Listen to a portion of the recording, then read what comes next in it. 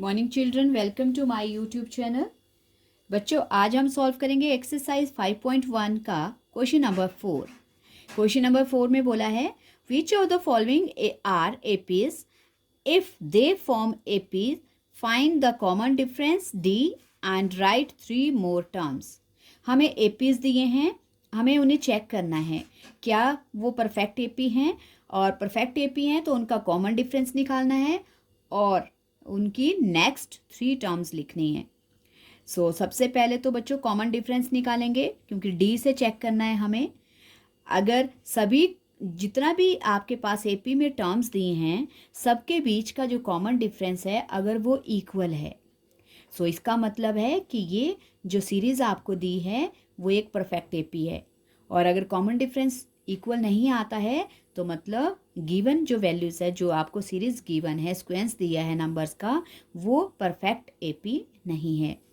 तो इसके लिए हम पहले डी चेक कर लेते हैं। ओके, तो डी चेक करने के लिए पहले बच्चों क्या करेंगे हम, A2 ये है A1, A2, A3, A4, 4 terms दी है हमें। तो पहले हम फर्स्ट कॉमन डिफरेंस निकालेंगे, D इक्वल्स टू, चेक करेंगे हम इसको, A2 माइनस A1। A2 हमारे पास 4 माइनस 2, फर्स्ट D आ गया हमारे पास 2। अब सेकंड वाला चेक करेंगे, सेकंड D के लिए हम करेंगे A3 minus A2। Okay, A3 है हमारे पास 8 माइनस 4, तो सेकंड डी हमारे पास आ गया बच्चों 4। नाउ थर्ड डी को चेक करेंगे, उसमें A4 माइनस A3, हर टर्म के, दोनों टर्म के जितने भी लास्ट तक टर्म्स हैं सबके डी चेक करने हैं। 16 माइनस 8। ओके, तो अब देखो बच्चों हमारे पास फर्स्ट डी 2 है, सेकंड 4 है, थर्ड 8 है। तो मतलब कि जितने भी हमें ये जो सीरीज़ में जो सीक्वेंस में जो नंबर्स दिए हैं इनके बीच का कॉमन डिफरेंस इक्वल नहीं है। अगर ये कॉमन डिफरेंस इक्वल नहीं है तो इसका मतलब है कि it is not an AP, कि ये एक एपी नहीं है। तो हम लिख सकते हैं therefore these are not an AP, these are not an AP, या दीज आर नॉट, ऐसे लिख लो, these are not in form of an AP. ये सही है। ये हो गया फर्स्ट पार्ट बच्चों। अब आता है सेकंड पार्ट। सेकंड पार्ट में क्या है, हमें दिया है सीरीज में एपी है 2, 5/2, ये सीरीज दी है हमें, और 7/2। फिर हमें कॉमन डिफरेंस चेक करना है। ओके, और कॉमन डिफरेंस चेक करने के लिए ये first term, second, third and fourth, again 4 terms है हमारे पास। फिर हम डी चेक करेंगे, पहला डी निकलेगा A2 माइनस A1 से। A2 है 5/2 माइनस A1 है हमारे पास 2। फिर एलसीएम लेंगे, 2 1 ज़ा 2, 5 1 ज़ा 1, 2 ज़ा 2, 2 2 ज़ा 4। ओके, फर्स्ट एपी आ गया बच्चों हमारे पास 1/2। सेकेंड एपी को चेक करेंगे, A3 माइनस A2। A3 है हमारे पास 3 माइनस A2 है 5/2। अगेन एलसीएम, 1 2 ज़ा 2, 2 3 ज़ा 6, 2 1 ज़ा 2, 1 5 1 ज़ा। ओके, इसका भी आ गया बच्चों 1/2। अब थर्ड वाला कॉमन डिफरेंस चेक करेंगे। थर्ड वाला कॉमन डिफरेंस होगा A4 माइनस A3।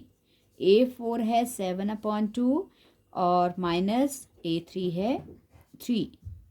अब फिर अगेन एक फ्रैक्शन है, एलसीएम, 2 1 ज़ा और 1 2 ज़ा 2, 2 3 ज़ा 6, 1/2।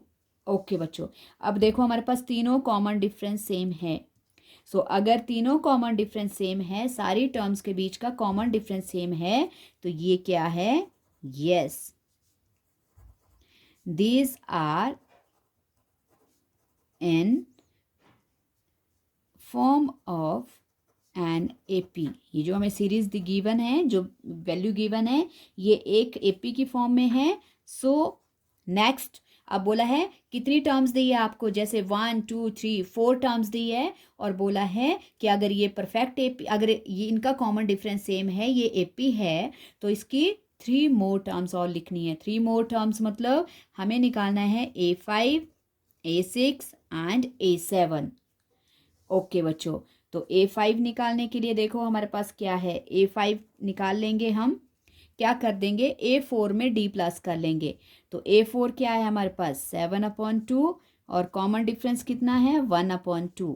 ओके, तो सॉल्व करेंगे 7 + 1, ये आ गया बच्चों 8/2 और 8/2 क्योंकि हमारे पास कैंसिल हो रहा है तो हम इसको लिख सकते हैं कैंसिल करके 4, ये आ गई 5th। और फिर 6 भी निकालनी है। अब 6 निकालने के लिए क्या करेंगे, जो 5 आया 5th टर्म आई उसमें D प्लस कर दो, 4 + 1/2, फिर एलसीएम 1 2 ज़ा 2 2 4 ज़ा 8 2 1 ज़ा 1, ये आ गया 9/2। ओके, फिर इसके बाद 7, क्योंकि 3 टर्म्स निकालनी है हमें, 7 निकालने के लिए फिर जो 6 टर्म है उसमें कॉमन डिफरेंस प्लस कर दो।